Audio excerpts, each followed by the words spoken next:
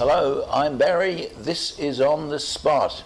On the Spot is the show where we talk to business people around the world. And tonight, our guest is a guest coming in from Great Britain.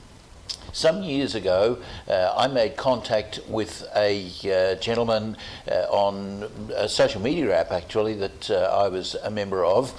His name is Doug Holman, and Doug runs a really interesting program that we're going to talk to you about tonight. So I've had some discussions with him over a number of years now, and have run the program that he runs in Townsville, actually. Well, we ran it in Townsville. He's not in Townsville. Doug is standing by in Great Britain tonight, and I think that he is probably there now. Good evening, Doug. How are you? Excellent, thank you. Yes, and hope you are good yourself. Yes, I'm excellent, thank you. Doug, you and I have had a long connection over a number of years, and the thing that brought us together was, I think, originally a social media platform called Academy, I think. Would that be right? That's absolutely right, yes. Academy is, sadly, is no longer in existence, but the people involved are still very close. Often work closely together. I still meet up with my former Academy friends all over the place. Right. Fairly close-knit bunch. Yeah, oh good. Oh good. Now Doug, when I first talked to you, when we made first connections, we were talking about a program that you run called Business Game. Can you tell us, what is Business Game? Well, it's an idea that came about some considerable time ago. In fact, the birth of it was really my background in the aviation business. And I couldn't help but notice that the success of aviation in terms of safety far outstripped the performance of business in general. And knowledge of aviation is quite useful at times like this, because if anything has got to work, it's an aeroplane. Yes, preferably.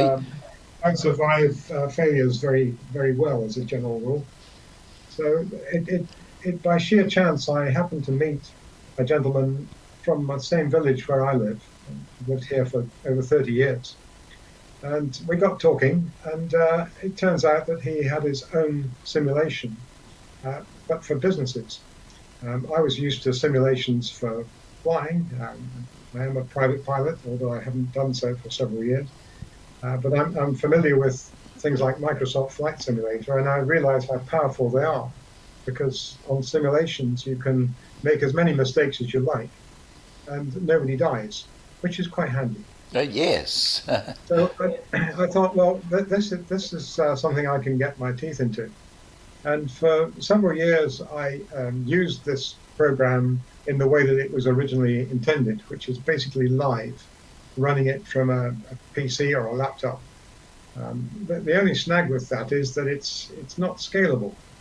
For starters, you've got to get through about a rainforest's worth of paper every time you run it, which is not good, not environmentally happy situation. But it is very effective, and I loved it as soon as I saw it. And the gentleman that I'd been talking to is even older than I am, and he's long since retired. So he basically handed the thing over to me and said, "Okay, well, go and take this and see what you can do with it." And to cut a long story short, despite umpteen distractions, we've now got to the point where we can run this online. So this is saving rainforests all over the world, for which I'm profoundly grateful. Yes. And it also means that anyone can do it. So we've made it accessible by virtually anybody, anywhere. So we now have a situation where you can essentially try out running a business and explore all the different skills that you've got, the ones that you perhaps can strengthen, and hopefully learn how to avoid the mistakes that are all too common in business, most of which are repeated day in, day out by every business of almost any size and shape, in any sector you care to name. And just explain to me, Doug, how does this actually work?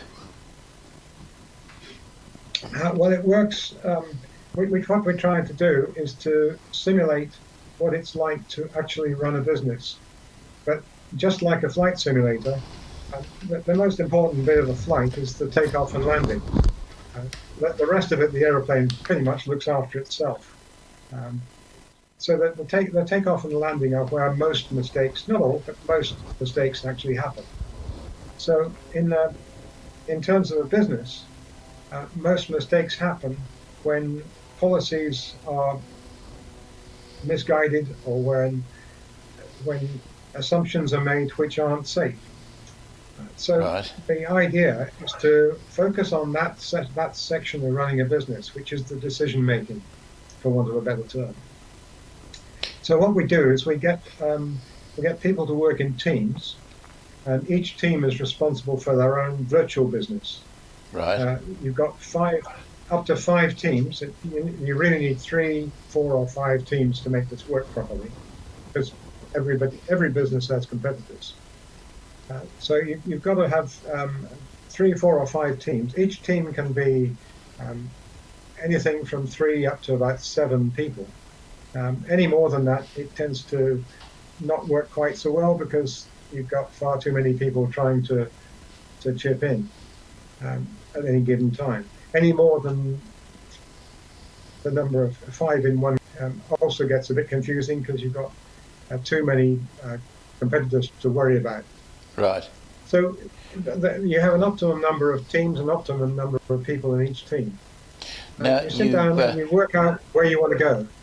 Now you keep talking about teams. This sounds like this is a competition. Is that right? Well, running a business effectively is all about competition. So we've made, that's why it's a business game. We've made it into a game that looks like a game, feels like a game, but it's actually deadly serious because what you're doing is to try and optimize the performance of your company just like you would in the real world. And to do that, you've got to make the right decisions and avoid the obvious pitfalls. So what you're doing is you're competing in a virtual market with your virtual company, but your team is making exactly the same sort of decisions as it would make in a real world company. So you've got to set pricing, you've got to decide what marketing you're doing and or how much marketing, you've got to choose your resources. Are you going to, first, before you do anything else, you've got to set out your priorities and your objectives. It's exactly the same as running a real company. So the decisions that you make are very similar to the sort that you would make in real life. The difference, and this is where it becomes a game really, the difference is that once you've made those decisions, instead of having to wait months or even years for the consequence of these decisions to materialize, it happens at the press of a button. So Right. you spend most of your time making the decisions. Then you go off for a cup of coffee and the chat and any other thing that you want to do in 5 minutes. And by the time you get back, you're ready for the next round.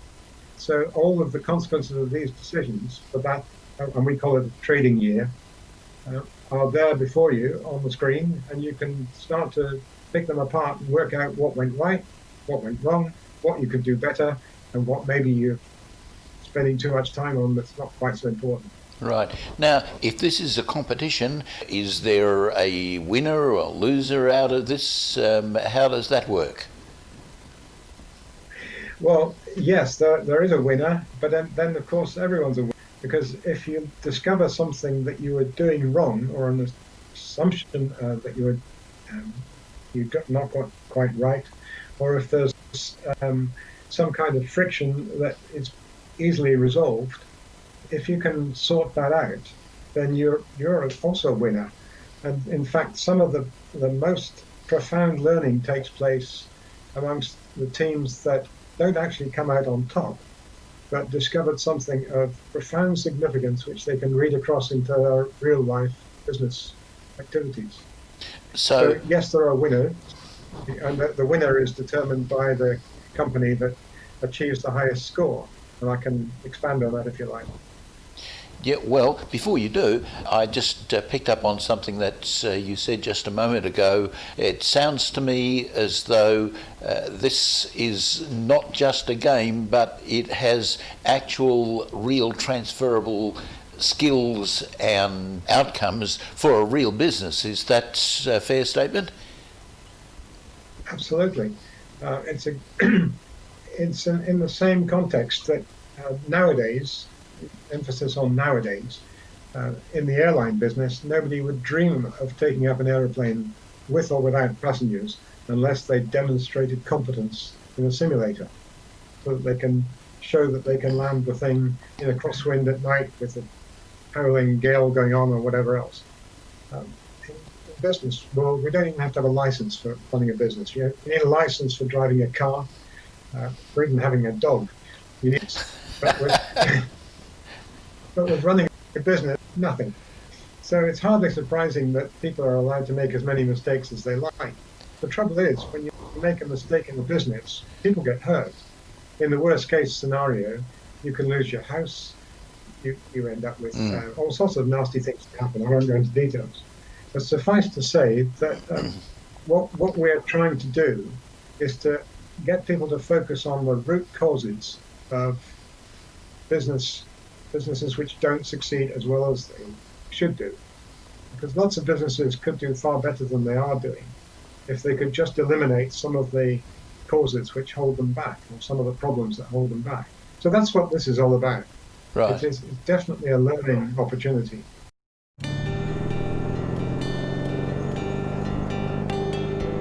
When we look back on what we've achieved and where we've come from, it's quite a good feeling to see where we are today. So having our own business has been challenging. It's also been very rewarding. We've had the opportunity to grow as a family, and we want to build something so we can support the kids in whatever they want to do.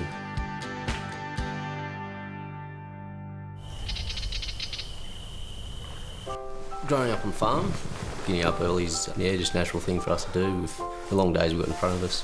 When I was a kid, livestock just never really appealed to me. I was always looking for the tractor work, sit on the tractor and drive that and be involved with the machinery, and it clicked with me. It's where I felt comfortable. It's where my passion was.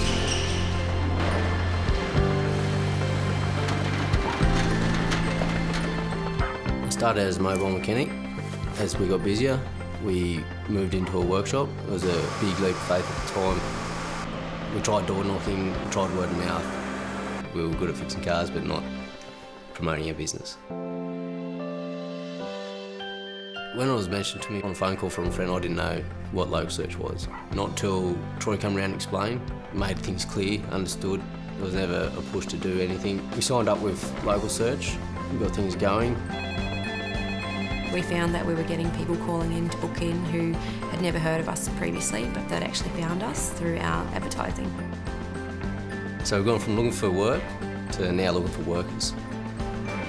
I went back to nursing after we had the children, in part to financially help the business, but we've come such a long way that I'm actually working full-time in the business now. Local search has helped us go digital, so they've built us a custom website, and now we're ranking high on Google. It's great. We've purchased a block of land. We're going to build our own custom workshop to help sustain our work.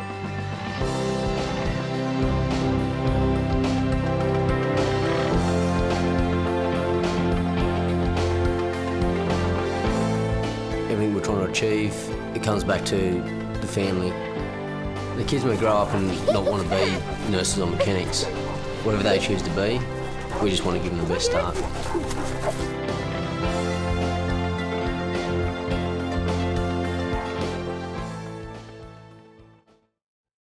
When the going gets tough, advertising is a must. Thousands of potential customers make buying decisions every day based on advertising they've seen or heard on radio and television.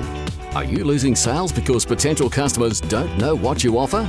Get your business, product or service in front of thousands of potential customers with a joint advertising package on Power FM and PTV Channel O. Capture a multimedia audience with our affordable radio, TV media advertising package. Stay ahead of the pack by contacting Barry on 0431 390 920 or email feedback@ptvchannelo.com or Jeff at powerfmtoowoomba@gmail.com. If you've lost your income or had a change of earning capacity through no fault of your own and are struggling with debt that you can no longer handle, you probably feel a bit like this ant. If the struggle is getting you down and you feel overwhelmed, there is an answer. Central Liaison has helped thousands of people break free of the debt struggle by handling their debt for them. Freeze all interest, stop the harassing calls from the bank and start enjoying life again. Call them today on 0409 344 070 for a confidential, obligation-free chat about how Central Liaison can help you take your life back. The number again, 0409 344 070. Call them now. Every week on PTV Channel O, we take a frank look at computers, the internet and social media on Switched On IT. Join our international team of experts every Tuesday at 7 p.m. to learn what makes the internet and social media tick and how to keep your business safe online while making the most of this exciting media. Discover a whole new world of entertainment Tuesday night at 7 p.m. on ptvchannelo.com or download the PTV Channel O app.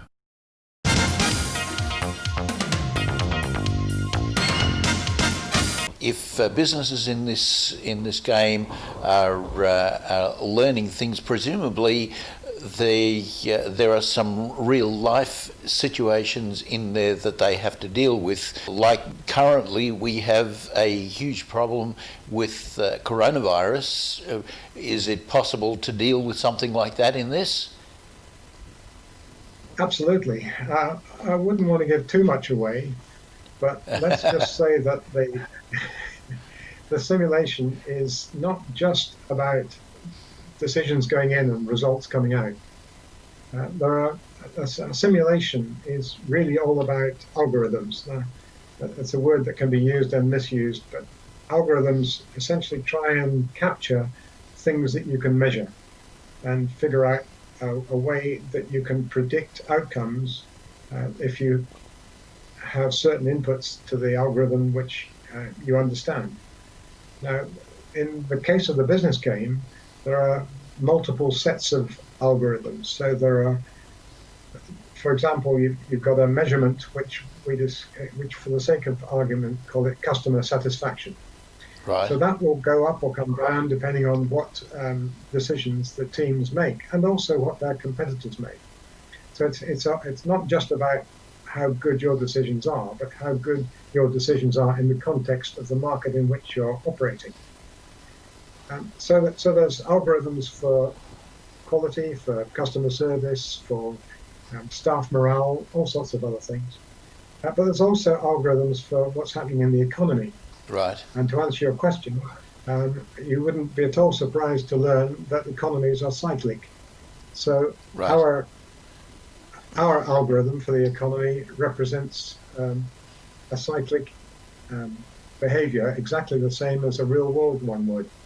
So in the case of coronavirus or even the crash of 2008 and 9, these things happen and it affects markets. And so let's, without giving too much away, let's just say that we have opportunities to learn how to deal with that kind of event in some versions of our business game. Right. And what kinds of people are doing this? You've been running this for some time now. What are the kinds of businesses and the kinds of people that have been involved in this with you in the past? It's almost impossible to narrow it down because we've dealt right. with businesses of all different size and all different sectors. One sector which we've not chased or focused upon is the sort of retail sector. Okay. And the one reason for that is that supermarkets, for example, have tens of thousands of products. Our business game starts, when you start off playing the business game, you've only got one product. you can Yes. expand that. But if a supermarket boss looks at this, they say, "Oh, this doesn't apply to us because you've only got one product." Nothing could be further from the truth. Right. In reality, the business principles that are encapsulated in the business game, things like the law of supply and demand, or the law of unexpected consequences, or the law of any business law you care to think of, they affect all businesses. Doesn't matter what sector you're in, doesn't matter how many products you've got, how many employees you've got. The basic laws of business affect everybody. It's a bit Yes. like the laws of gravity. It affects a jumbo jet, it affects a Cessna 150. You've got to, and it's easy to ignore some of these basic laws and basic Right. principles. But more important than any of that is how all these laws interact. Yes. How all the different facets of a business interact. So if you try and please your customers, then there may be a risk of displeasing your shareholders. Right. If you try and please your shareholders, you may annoy your employees, and so on and so forth. It's all a balance. Right. And just like flying an aeroplane is all about balance, so is running a business. You've got to balance all these competing interests and try and make the best decisions for the overall good of the company and its employees and its shareholders and its staff and its customers. And I guess we're seeing that kind of balancing act happening in governments today with coronavirus, right? And don't get me started on governments. Okay. Power FM is total entertainment. From the morning drive with Fiona and Jeff to the drive home with Jeff Black. On the weekends, catch the Crazy Kevin Show, Dennis Mitchell's Breakfast with the Beatles, the Semi-Pro Sports Show, and Racing Nation with James O'Shea, plus the music you grew up with. Keep your radio dial locked on Toowoomba's Power FM, celebrating 10 years. You'll find us at 88.0 on the FM dial or online at www.powerfmradio.com.au. Oz Hosting is proud to support Switched On IT in bringing practical help to Australian businesses. We're talking to literally hundreds of businesses every day about their IT services, how to make them more efficient, how to make their businesses more efficient, and how to protect their valuable data. If you'd like your IT services securely hosted right here in Australia and expertly managed, talk to Oz Hosting.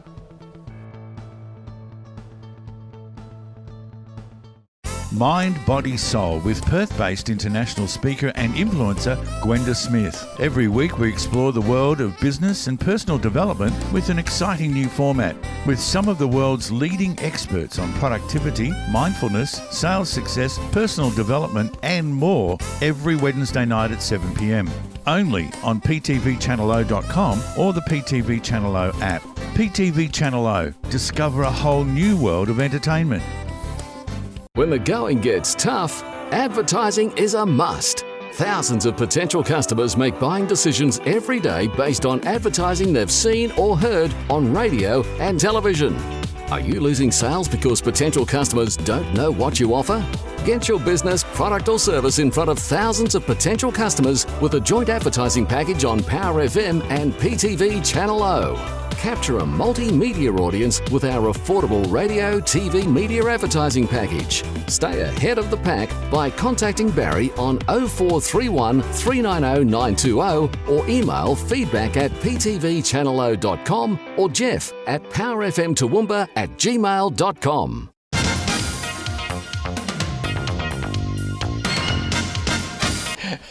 Well, now I have obviously been involved with you with the business game and have run a couple of sessions of the business game here in Australia.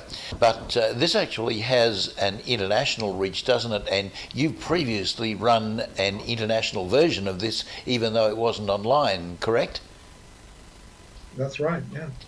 We did a version some years ago. It was for an organisation which members of whom were consultants. And Right. we had teams from all around the world. I think there were 21 teams altogether. including 2 from Australia, 1 in Sydney, 1 in Melbourne. And I was advised to put them in different groups. Remember, I said earlier, ideally you'd have up to 5 teams in a group, Right. but you can have multiple groups, and that's what we did. We managed to come up with a system whereby all of the teams, we could compare scores in such a way that it was a level playing field and so on.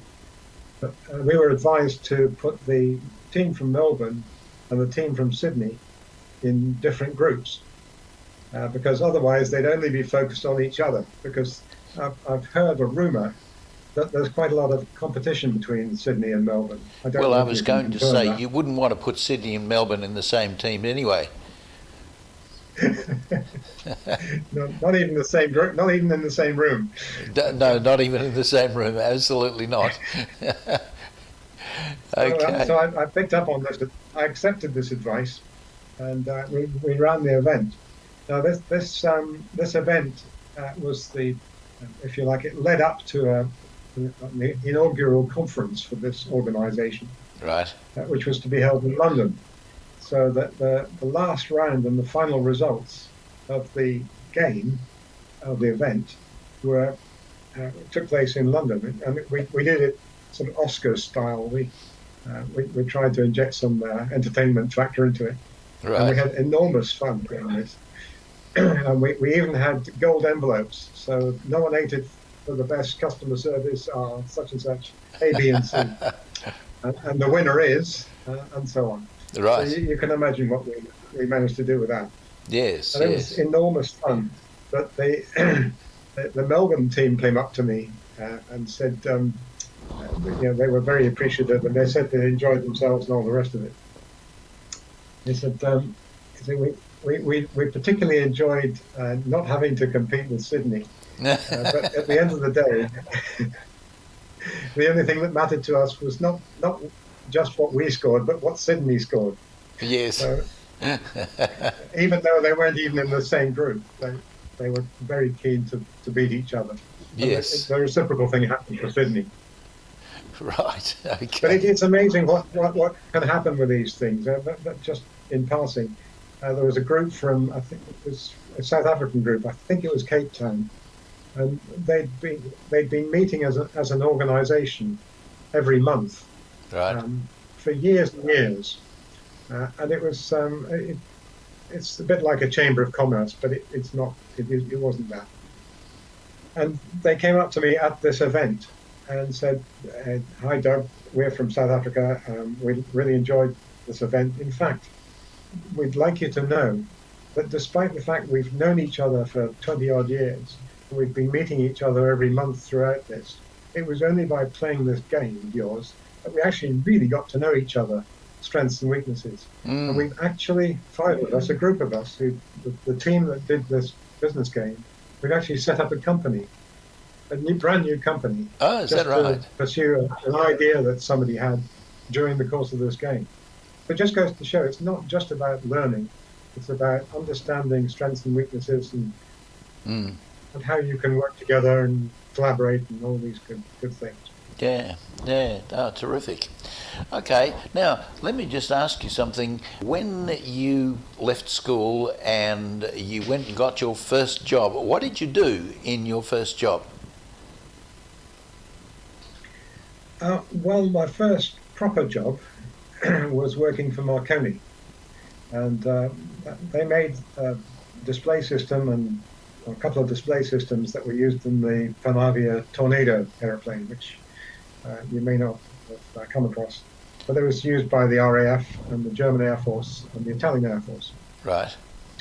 But my first real job was actually working in a language school, and that was because Marconi's graduate intake started in September, and I'd finished and done and dusted by the end of June, I think.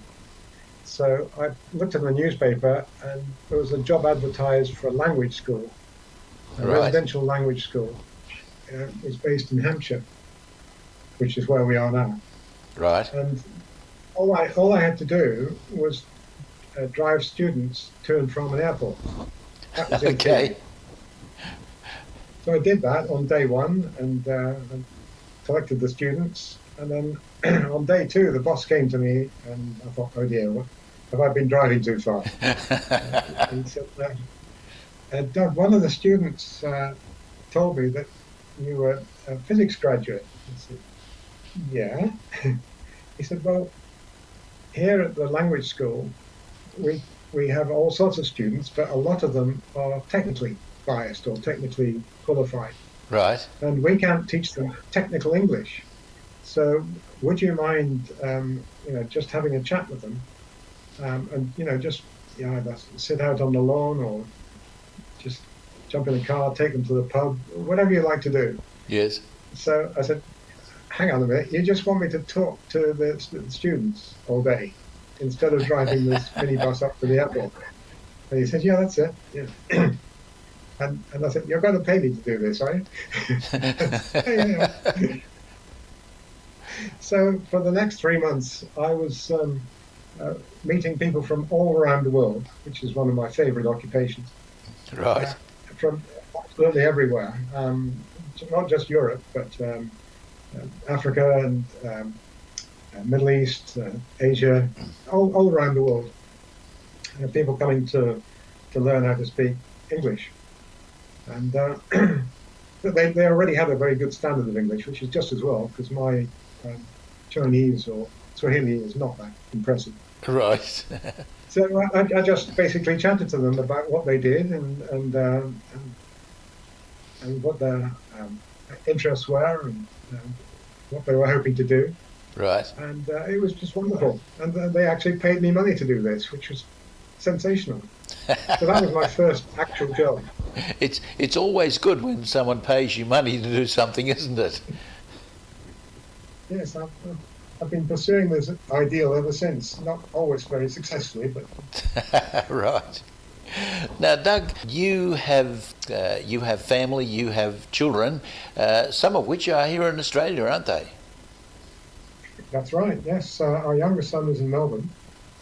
He is his qualification is sports psychology, but he's involved in tennis and he's teaching predominantly kids, but also some adults, to improve their game of tennis. Right. There's more psychology in tennis than just about anything else I know, apart from business maybe. But, it's very much mind. Once you've sort of figured out where the ball's supposed to go, it's all about controlling your emotions and controlling your the way that you play the game and keeping calm and all the rest of it. It's a phenomenally interesting subject. Well, I can think of some Aussie players who could use that advice about emotions. Mentioning no names, of course. No, we won't mention any names, no. Okay. Digital marketing at A1 Supercheap Tyres is paramount. With having local search on board, they're definitely a part of our business. They are like having a marketing team of your own. It's by far the most important thing to this business and surviving and growing.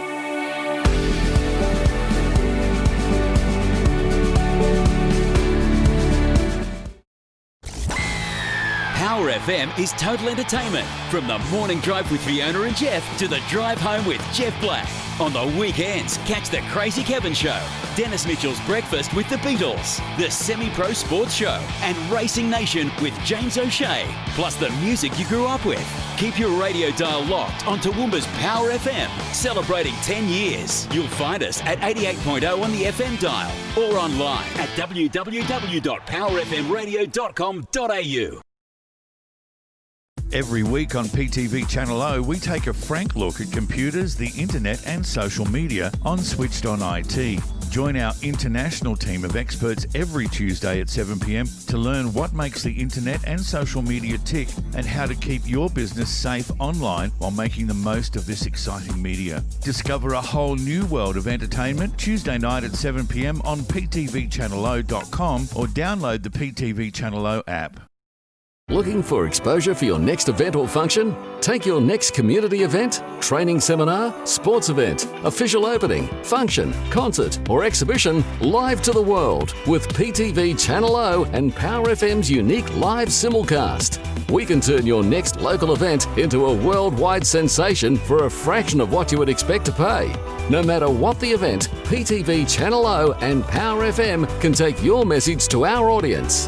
Invite the world to your party by phoning 0431 390 920 or email feedback@ptvchannelo.com.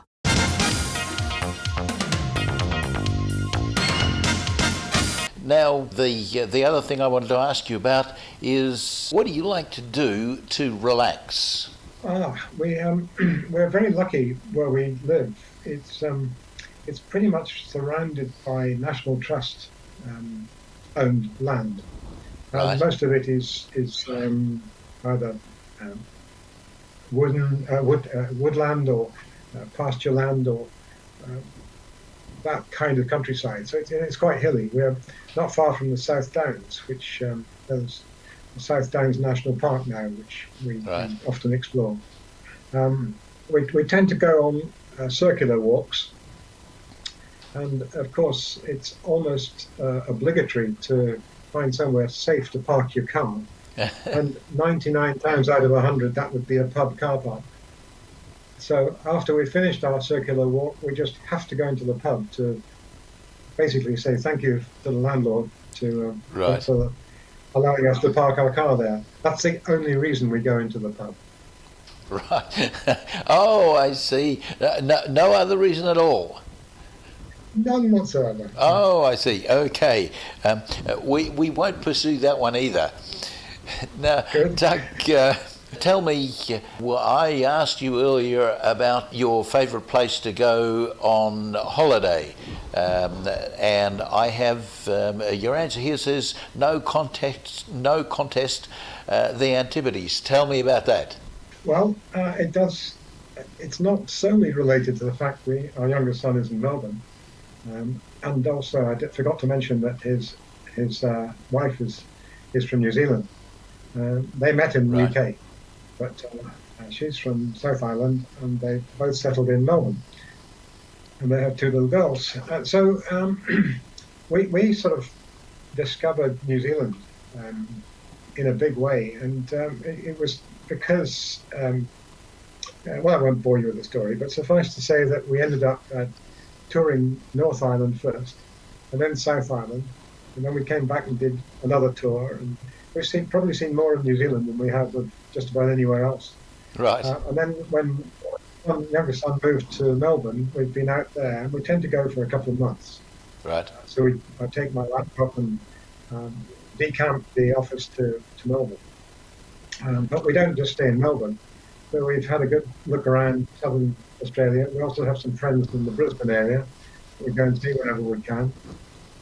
I mentioned that earlier on that I worked for Marconi. The first thing they did was to send me out to Munich and worked on the tornado program out there. Right. And we met lots of interesting people there. One of them is a couple that now live just outside Brisbane, not far from you guys. Right. So we've been to see them a couple of times. We've also toured the area around Melbourne. Funnily enough, they seem to be areas that specialise in wine. This is, of course, a total coincidence. Just one of these things. It's a bit like the reason you We've go been to into the pub. Well, you may well think that. I couldn't possibly comment. And we've also been to the Barossa Valley and many other areas, but we love it there. Not just because of the obvious advantages of climate, but space. You know, this is a very densely populated country here. Yes. And the southeast corner where we live is the densest of all. So we love it when we can come to a place like Australia or New Zealand, where in some roads in New Zealand you see another car and you wave. If you were ever to do that in England, they'd lock you up. So but it's not just the space. it's the people. We just love the people. And everyone is so friendly and hospitable and courteous, by comparison with particularly London. I'm not a big fan of London. I know it's got lots of interesting things you can do. Yeah, but it's so congested that courtesy goes out the window. If you ever want to see the effect of highly concentrated population density, just get on a London tube train during the rush hour. It's not a pleasant experience. Right. Okay. Well, now, Doug, one other thing that I wanted to just touch on really briefly with you is, and I don't want to give too much away here, but you and I have been talking about bringing the business game to television. Brought to you by Business Games UK. Introducing The Business.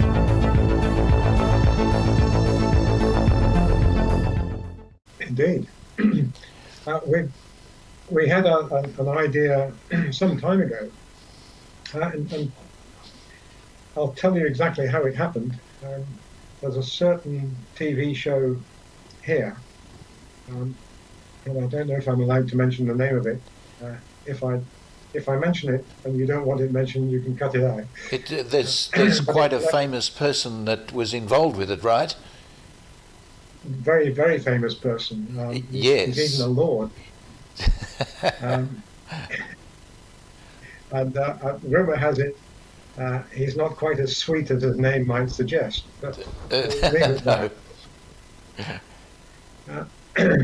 And although this is some time ago, this program's been going on a long time, franchised all over the place as well. Right. So a number of people said to me over the years that, having done the business game, this is so much more like a real business than a certain television program. And it's so much so that I don't understand why you don't have a television program. And I said, well, I can see where you're coming from, but I'm not sure if we're quite ready for that yet. Well, that was then, and this is now. In the meantime, we've had some more thought about it and how it could be put together. And as I said, the learning is quite interesting to watch if you actually see light bulb moments taking place. You can learn a lot. In fact, when we have our normal business games, or the old live versions where we actually facilitated the events ourselves instead of doing it all online, we get so much feedback from these review sessions, or if you like, debriefing sessions at the end. And quite often, one of the teams would stand up and say, we encountered this particular challenge. Right. And it was quite difficult, but in the end we thought, actually it wasn't the first thing that they tried to fix it, but maybe the second or third thing. And there was a light bulb moment to think, yes, that's what we need to do. Right. And quite often you find a completely different team watching that debrief will say, now that applies to our company. We have that very similar situation in our company. So we could adopt the same technique that you guys did with your virtual company, and it'll work for us. Yep. So that gave me the idea that if you televise the decision making, you've got the decisions, you know what decisions were made, you know what the results that they got, and you know what loops they had to jump through in order to get there. Then that could be quite useful for anybody, not just competitors taking part in the game, but just somebody watching from the outside. Yeah, see how it's actually done. And despite the fact that it's not meant to be entertainment, it is good entertainment value, right? Well, it's also it's like a cross between a fly on the wall documentary and a whodunit. Because you're trying to the solving of the problem becomes quite infectious.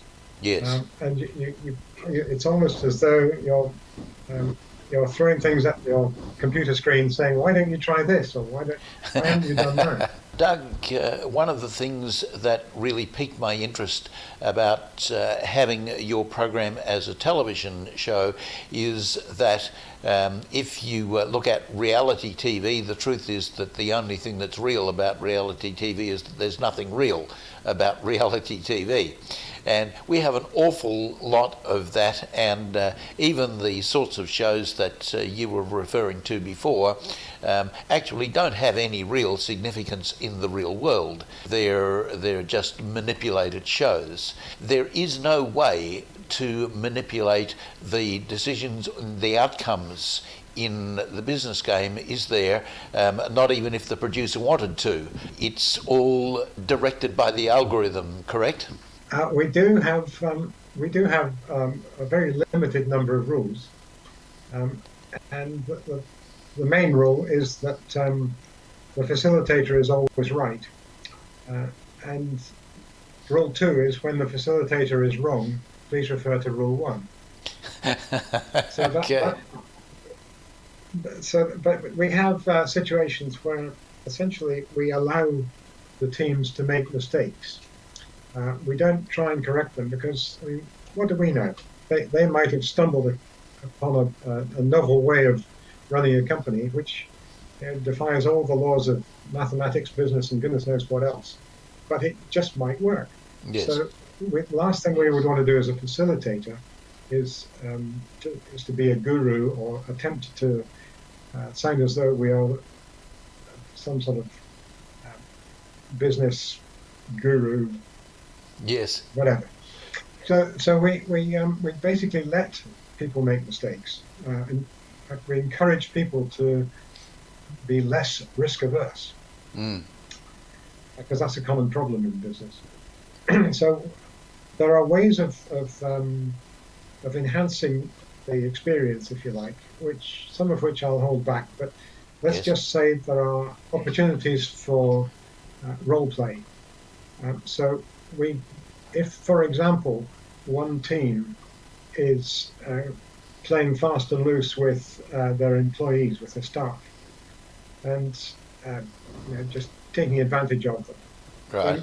There are ways in which the facilitator can introduce external events, such as a strike, right? If to take another example, if they are taking too long to pay their suppliers, the suppliers can withhold supplies, so the business would be short of resources, right, and so on. So there are external things that the facilitator can do. This doesn't need to happen very often, but you can have routine interventions which you apply to every team, and that can focus their attention on a particular issue which is relevant to that particular group. So, for example, if the group is involved in a business sector which is experiencing a severe market downturn, you want to be focusing on how you recover from that. So there are ways in which we can drive the game. It's a bit. I keep coming back to the aviation analogy. Yes. It's a bit like if a pilot is struggling with crosswind landings, you set up the flight simulator to do just that, with a severe crosswind and a wet runway and all the rest of it, with limited traction on the runway surface. So you can do things with the simulation which enhance the experience for particular groups that need a particular area to be explored in more depth. Yes, yes. And the program is also somewhat bespoke from the perspective that if a company has a particular problem they want to explore, they can do that, can't they? Yeah. You mentioned scoring, how is it scored? We have, the obvious thing is the value of the company that you finish the game with relative to the value of the company that you started the game with. And that's one of the key metrics of the whole thing. But there are several others there are dozens of different parameters that you can think of, from profitability to a few that you probably wouldn't expect. You know, in real life, there is no absolute way of measuring customer satisfaction, but we have a customer satisfaction rating. We have a value for money rating. And Right. so a lot of these ratings appear in the scoring. So we can default to a standard set of measurements which all combine to produce a score, and that's what's determined. That's what's set in advance. You don't mess with that after the game has started. But with the client's or the end user's agreement, you can tweak different aspects of the business, such as value for money, staff rate, staff morale, etc. If that's more important to one client than another, then you can make the score reflect that. But you have to do that before the game starts, and you stick to it. Once it's there, it's there. Yes. Yes. The other thing that I found interesting when I was running these games with you originally was that it's a really good opportunity if you've got a group, if you've got a business with a number of people who are already employed in the business. It's a really good opportunity for them to get some looking in from the outside experience, because in the initial stages of the game, each person has to choose a role in the virtual company that needs to be different from what they would normally do. Correct? Yeah. There are no sort of hard rules about this. That's what we would advise, but it's not necessary to do that. Right. It's really up to the individuals to choose what they feel is best. And if you play the game more than once, you can try doing your traditional role, or the role you were trained to do, or the role that you're actually doing on one version, and then next time you try something totally different. Right. And that way you'll learn. But just on that subject, it's interesting if you have a situation where people are using their conventional roles, if you like. So let's say somebody who's a marketing person takes the marketing responsibility. Then the chances are that it will be sufficiently different to what they do in real life, and that is one of the interesting features of this whole operation. Right. The first thing we had to do when we started doing this was to convince people that if you change something, anything, it doesn't matter what, then by definition you're challenging assumptions, and that's what this is all about. It's finding assumptions that may not be right, or maybe capable of improvement. So even if you take somebody who's doing what they normally do, whether it's operations, marketing, finance, what doesn't matter. Yep.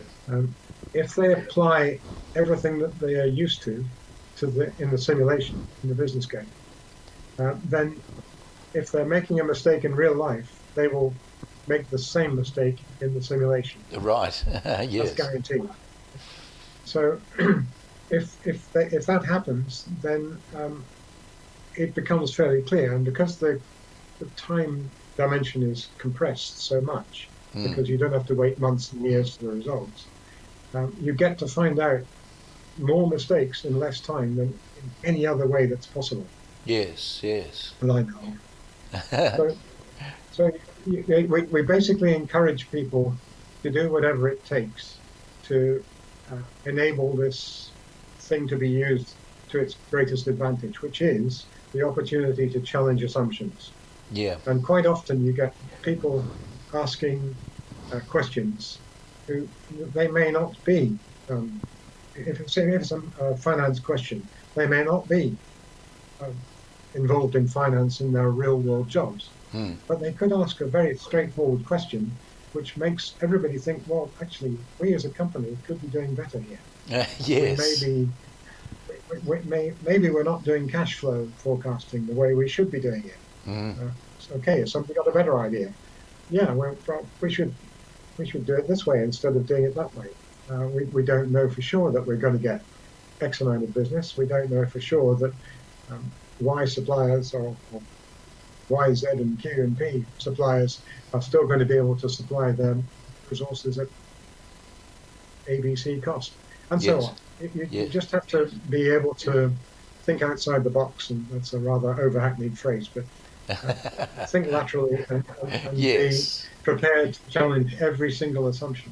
Yeah, cool. So it doesn't matter. We always let the teams decide how they want to run it. Yep. The first thing they do is decide their priorities, their objectives, and their strategy. And the priorities are, we can give them things that they can prioritize, such as their customers or their shareholders or their employees or suppliers or whoever, the general public even, from where the customers come from. So that we can give them all these choices, or they can make up their own priorities. Right. And then we ask them to set objectives. What is it you want to do with your virtual company? Is it to be the market leader in terms of turnover or market share rather, or is it to be the most profitable, or is it to be the most respected, or is it to be the most innovative? Do you want to be the most recognized as the most innovative company with the most new products or whatever? So all of these things are open, and the simulation is neutral. Yes. It doesn't favor any particular set of priorities or any particular set of objectives or any particular strategy. If you look at supermarkets, you go from the pile them high, sell them cheap end of the market to the quality end of the market, and there's all sorts of variations in between. Yes. So, as I said, the simulation is neutral, so it doesn't matter. The most important thing is once you've chosen a strategy, is how well you implement it. Yes, yes. And that's the key. Okay. Well, that's terrific. Now, Doug, we've been talking to our listeners about the upcoming launch of The Business, as it will be called on the station sometime. And COVID-19 has put a bit of a dent in that, but I think we're still working towards the goal in the end. Thank you for your time today, and we'll look forward to talking to you again soon. Absolutely, thank you. This has been another episode of On the Spot. I've been talking today with Doug Holman in Great Britain. Doug is the director of the company that produces the business game that's going to become a show on this station. Keep your eye out for that. Now, don't forget, this show On the Spot goes to air once a week, and then it goes on to video on demand, so you can pick up any of our past shows on our video on demand section. In addition, it becomes a podcast, so if you want to listen to it in the car, you can listen to the podcast. If you've got any ideas or suggestions or questions you want to send us, our email address is feedback@ptvchannel.com. It is on the screen for you, or you can go to the contact page on our website. Make sure that you contact with us on our social media. There are all of the social media details there for you on the screen, and we will look forward to seeing you again next week for another episode of On the Spot. Until then, this is Barry. Good night.